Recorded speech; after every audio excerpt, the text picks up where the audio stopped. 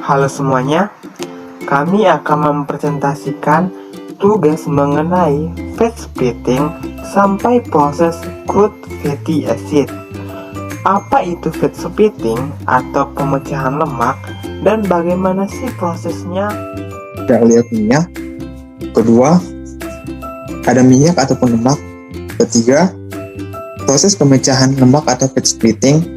Dan keempat, macam-macam proses pemecahan lemak atau fat splitting. Yang pertama yaitu oleokimia. Oleokimia merupakan suatu bagian ilmu kimia yang mempelajari tentang proses pengolahan asam lemak dan gliserol serta turunannya, baik yang diperoleh dari minyak atau lemak maupun hasil sintesis. Oleokimia juga berarti senyawa turunan minyak atau lemak yang dihasilkan melalui proses kimia, seperti halnya bahan kimia petrokimia yang diturunkan dari minyak hidrokarbon. Yaitu selanjutnya skema bahan baku oleokimia dan turunannya, yang dimana bahan dasar oleokimia produksi dari reaksi pemecahan atau pemisahan dan reaksi lebih lanjut dari minyak ataupun lemak. Oleokimia yang paling utama adalah gliserol, asam lemak metil ester, lemak alkohol, dan lemak amina. Bahan baku turunan serta reaksi yang menyertainya diuraikan pada diagram berikut yang dapat kita lihat. Selanjutnya yaitu minyak ataupun lemak, yang dimana minyak atau lemak secara umum merupakan trigliserida yang mengandung gliserol dan asam lemak jenuh maupun tidak jenuh. Dalam industri oleokimia, dengan proses kimia struktur, minyak tersebut dipecah menjadi struktur lain seperti asam lemak, gliserol, metil ester, asam lemak, dan juga alkohol lemak. Yang dimana struktur umum molekul lemak dapat kita lihat sebagai berikut. Lalu, berdasarkan jenis ikatan, asam lemak dikelompokkan menjadi dua, yaitu asam lemak jenuh, yang dimana asam lemak jenuh yaitu asam lemak yang semua ikatan atom karbon pada rantai karbonnya merupakan ikatan tunggal. Nah, itu contohnya asam laurat, asam palmitat, dan asam stearat. Sedangkan asam lemak tak jenuh yaitu asam lemak yang mengandung ikatan rangkap pada rantai karbonnya. Contohnya asam oleat, asam linoleat, dan asam linolenat.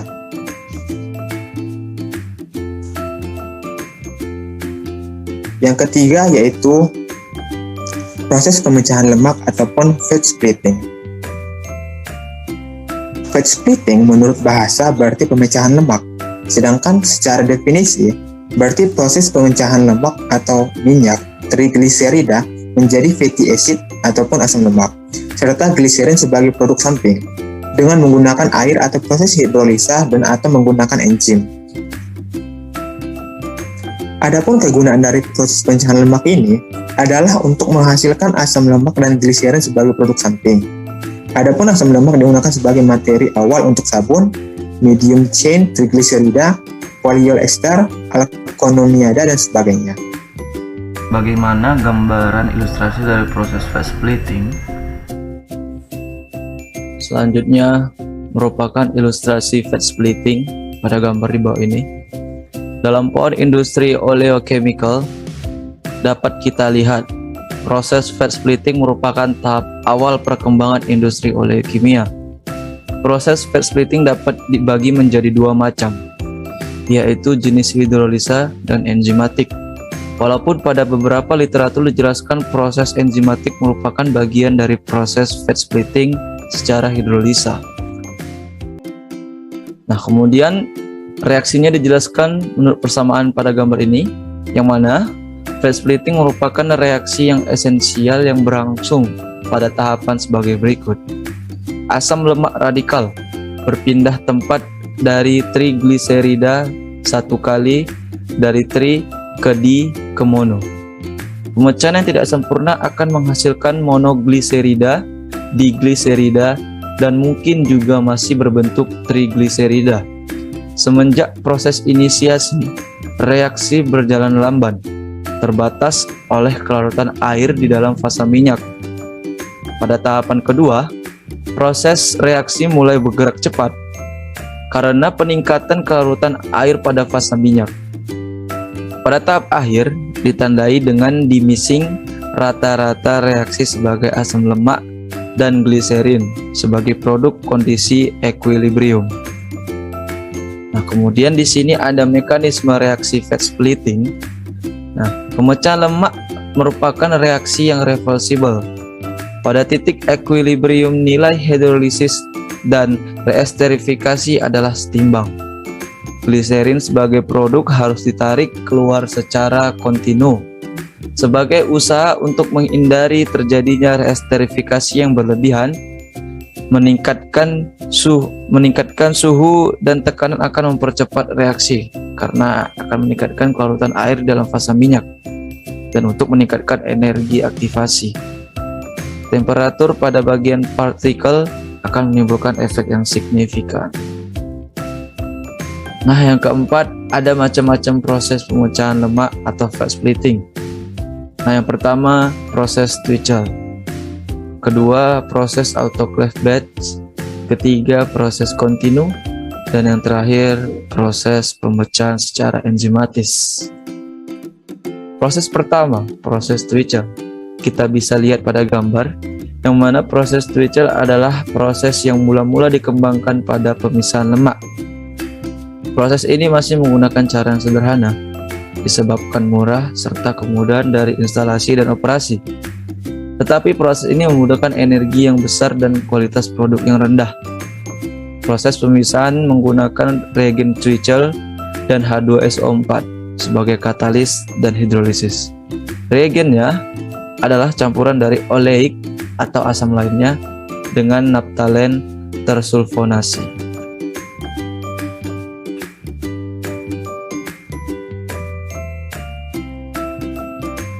Yang kedua, proses autoclave batch. Berikut adalah gambar dari prosesnya. Proses ini adalah metode komersial yang membutuhkan waktu yang cukup lama dalam pemisahan. Asam yang disediakan harus dalam jumlah yang cukup banyak untuk menghasilkan zat like kloret. Proses ini lebih cepat dibandingkan dengan proses Twitchell. Butuh waktu selama 6-10 jam sampai selesai. Pemisahan menggunakan katalis zinc, magnesium, atau kalsium oksida. Dari semua katalis yang paling aktif adalah zinc. Sekitar 2-4% katalis digunakan dan sejumlah dari serbuk zinc ditambahkan untuk meningkatkan warna dari asam lemak.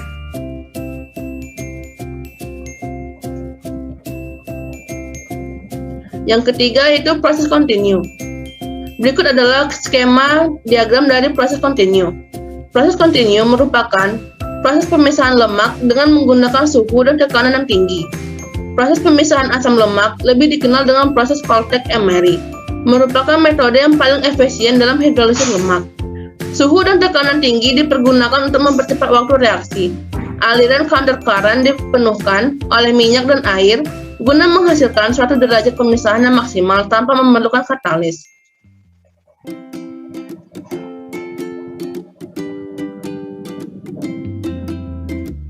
Selanjutnya,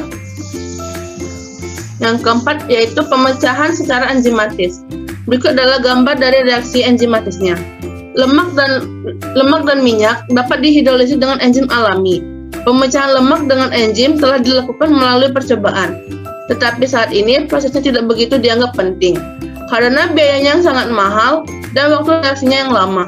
Pemecahan lemak dan minyak secara enzimatis oleh lipase dari Candida rugosa, Aspergillus niger, dan Rhizopus aridus telah dipelajari pada range temperatur 26 derajat Celcius sampai dengan 40 derajat Celcius dengan periode 48 sampai 72 jam dengan hasil pemecahan kira-kira 98%. Nah, dari ilustrasi tersebut dapat kita lihat pemecahan lemak merupakan reaksi yang reversible pada titik equilibrium. Nilai hidrolisis dan reesterifikasi adalah setimbang. Setelah membahas mengenai prosesnya, berikut kami tampilkan contoh industri oleokimia, yaitu palm oil di Malaysia.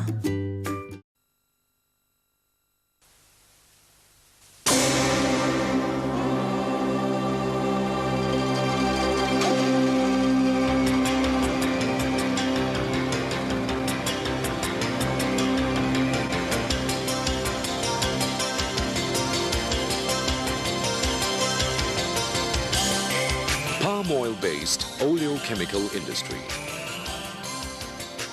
Each year, the world consumes more than 9 million tons of soap, 27 million tons of detergents, 30 million tons of lubrication oils, and many more million tons in cosmetics and toiletry products, pharmaceuticals, and industrial chemicals valued at billions of dollars. Even Malaysia, with a population of less than 20 million people, imports more than $240 million of cosmetics annually. Do you know that palm oil, Malaysia's biggest commodity, is being increasingly used in the manufacture of these products? They are manufactured from chemicals derived from natural oils and fats called oleochemicals, and some from petrochemicals. Oleochemicals are mainly derived from downstream processing of palm oil, palm kernel oil, tallow and coconut oil, which are not only renewable raw materials but versatile and biodegradable, ensuring environmentally friendly products. These benefits over petrochemicals have led to current world consumption of more than 6 million tons of oleochemicals and is expected to increase further by the turn of the century. Oleochemical products, both basic and derivatives, produced from downstream processing of palm oil are fatty acids, metal esters and other alkyl esters, fatty alcohols, fatty amines and glycerol. Crude fatty acids and glycerol are produced by hydrolysis, that is, high temperature and high pressure fat splitting methods, while alcoholysis, that is, trans-esterification using methanol, produces methyl esters, and followed by high temperature and high pressure hydrogenation to produce fatty alcohols and fatty amines. Through further chemical modifications, numerous types of derivatives are manufactured for commercial applications. The main areas of application of fatty acids and their derivatives are in the manufacture of soaps, metallic soaps, washing and cleaning agents, plastics, cosmetics, alkyd resins, dyestuffs, textiles, leather and paper industries, rubbers, and lubricants. Meanwhile, alkyl esters and their derivatives are mostly used in cosmetics, lubricants, and as raw material for washing and cleaning agents. Fatty alcohols and derivatives are used in the production of washing and cleaning agents, personal care products, textiles, leather and paper industries. Fatty amines and derivatives are used in fabric conditioners, mining, road making, as biocides, textile and fiber industries, as corrosion inhibitors and as additives in lubricants. Glycerin and derivatives are utilized in the production of cosmetics, toothpaste, pharmaceuticals, foodstuffs, lacquers, plastics, synthetic resin, tobacco, explosives and cellulose processing.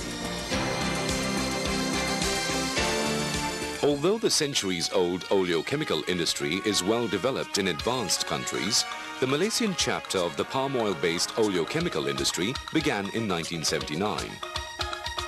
With only 5 companies in the early 80s, the number has since mushroomed, with 33 licenses issued and 13 companies currently in operation. The oleochemical production growth has been phenomenal, from a mere 167,000 tons in 1987 to current productions reaching almost 1 million tons. This trend is mainly attributed to the availability of abundant raw materials and Malaysia's Industrial Master Plan incentives. Meanwhile, joint ventures with foreign participation provide technology, capital and captive markets. The advantages of palm oil-based oleochemicals are: the fatty acids of palm oil and palm kernel oil can readily substitute tallow and coconut oil respectively. The availability of raw materials is assured because of a steady increase in world production. Other established advantages are their better quality, versatility, and, as a vegetable oil, being more acceptable for religious reasons. Its advantages over petrochemicals are: it is a renewable resource and it is biodegradable, ensuring cleaner waste disposal and thus contributing towards a healthy environment. 80% of all natural oils and fats production consists of vegetable oils, out of which almost 20% is utilized in non-food applications. The rapid growth in palm oil production during the 80s increased its market share tremendously, making it the largest selling edible oil in the world export trade of oils and fats. Malaysia, being the world's leading producer and exporter of palm oil, is poised to become a major center for the manufacture of palm oil-based oleochemicals and their derivatives. Future growth of the oleochemical industry will be centered around the high economic development and growth region of the Asia-Pacific countries with abundant raw materials. The traditional natural raw materials, tallow and coconut oil, have shown only marginal growth during the last 2 decades. Meanwhile, world palm oil production increased rapidly and is expected to exceed 22 million tons by the year 2000. Contributing 21% of the total production of oils and fats. This clearly positions palm oil as an important raw material in the oleochemical industry. 80% of palm oil products are from ASEAN countries, with Malaysia the leading producer and exporter. Coupled with the expansion in future demand for oleochemicals and derivatives in the Asia-Pacific region, Malaysia is on the threshold of recording the highest rate of growth in the oleochemical industry in the next decade. In line with this, the government has again identified oleochemicals as a growth sector in the palm oil industry in the next industrial master plan. Many attractive incentives have been offered to create a conducive environment in this burgeoning industry. Malaysia has literally become a haven for oleochemical manufacturers. The Malaysian Oleochemical Manufacturers Group, MOMG, has adopted the Responsible Care Program launched by the Chemical Industries Council of Malaysia. Through this program, manufacturers of oleochemicals are committed to ensure health, safety and environmental quality in the production, storage and transportation of these products. Research and development to enhance quality and product range in support of the industry is undertaken by Palm Oil Research Institute of Malaysia's Advanced Oleochemical Technology Centre. This centre assists in technology development in the use of basic oleochemicals and their derivatives for downstream activities in order to increase palm oil's use, improve efficiency, diversify end uses and develop high value-added products. World demand for oleochemicals is expected to increase 20% in the next 5 years. With tallow and coconut oil production slowing down, the pressure will shift to other vegetable oils as new raw materials. Palm oil and palm kernel oil, with rapid increases in production and built-in advantages as a more versatile and biodegradable product, is positioned strategically to fulfill the high demand from the oleochemical industry, which is expected to generate billions of US dollars in world trade by the turn of the century. Palm oil, nature's gift to Malaysia, Malaysia's gift to the world.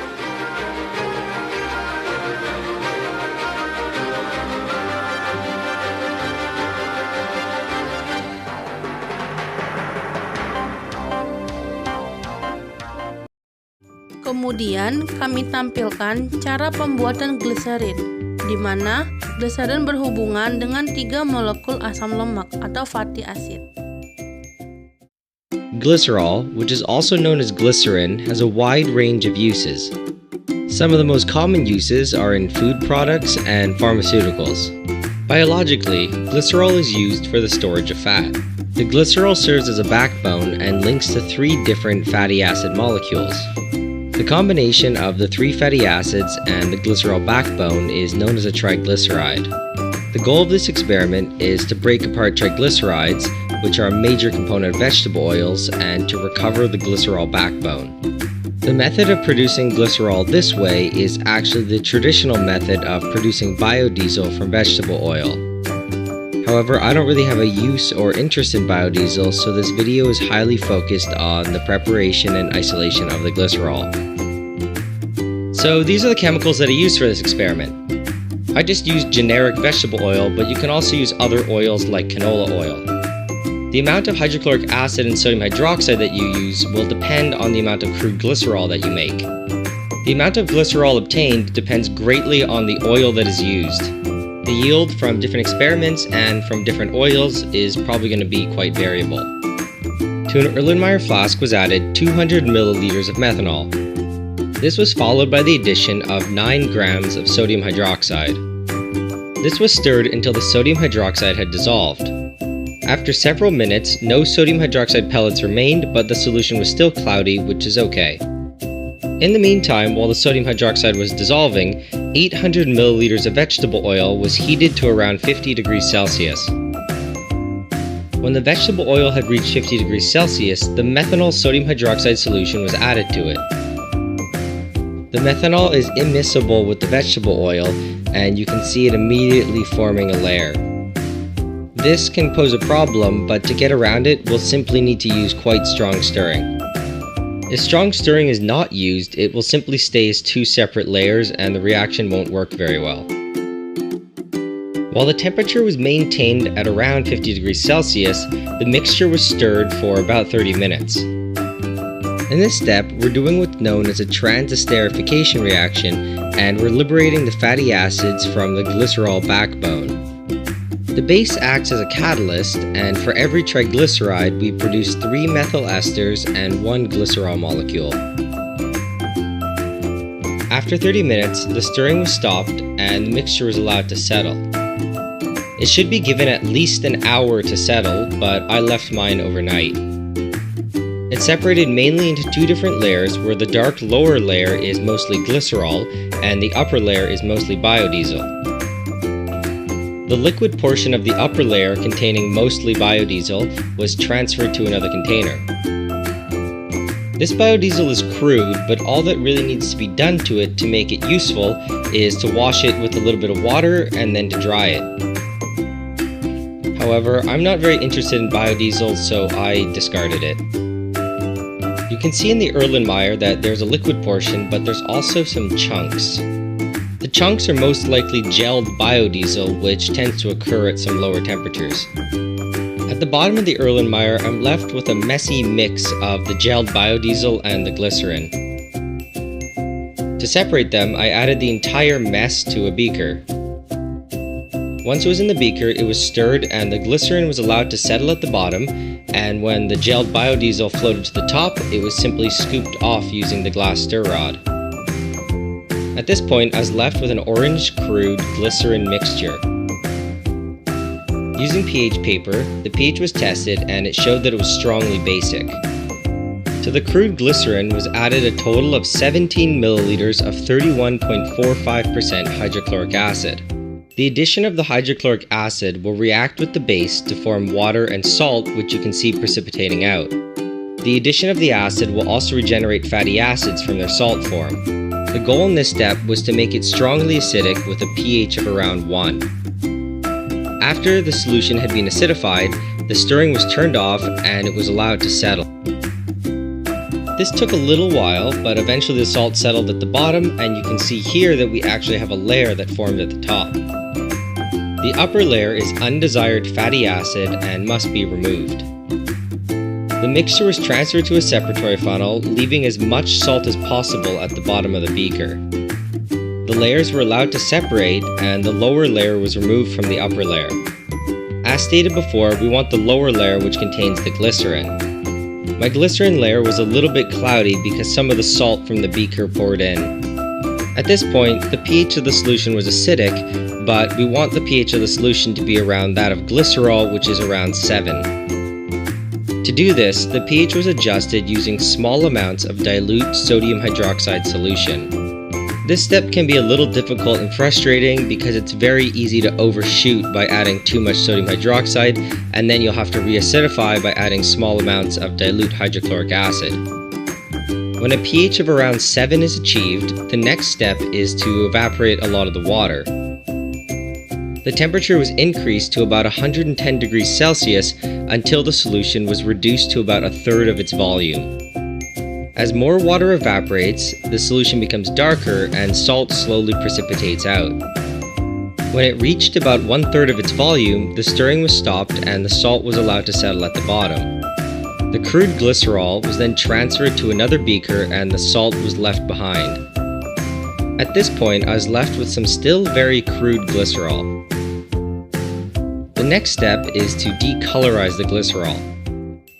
I dissolved the glycerol in 4 times its volume in methanol. I appeared to have roughly 20 milliliters of crude glycerol, so I added 80 milliliters of methanol. Once it had fully dissolved, 6 grams of activated charcoal was added. The activated charcoal is added to remove the colored impurities. This crude mixture likely still contains a little bit of water, so I added some molecular sieves to try to trap some out. The sieves I use here are 3A molecular sieves, which are able to selectively absorb the water. I let this mixture stir for several minutes. The molecular sieves and the activated charcoal were then vacuum filtered off. And here we are left with a nice colorless solution. The volume is greatly increased because I washed the molecular sieves and the activated charcoal several times. Now the final step was to remove the methanol, and for this I used a simple distillation. Before it became too viscous, I transferred it to a small beaker and evaporated the final amount of methanol. I heated it to about 110 C for 30 minutes to make sure that it was dry. This was the final nice clear glycerin product. In this shot, it's not as viscous because I just removed it from heat. The glycerin was then transferred to a small amber bottle for storage. The final yield of glycerol was about 24 milliliters. Baiklah, itulah tadi penjelasan ataupun presentasi kami tentang proses pemecahan lemak ataupun fat splitting. Sekianlah hasil presentasi dari kami. Kami ucapkan Terima kasih. Assalamualaikum warahmatullahi wabarakatuh.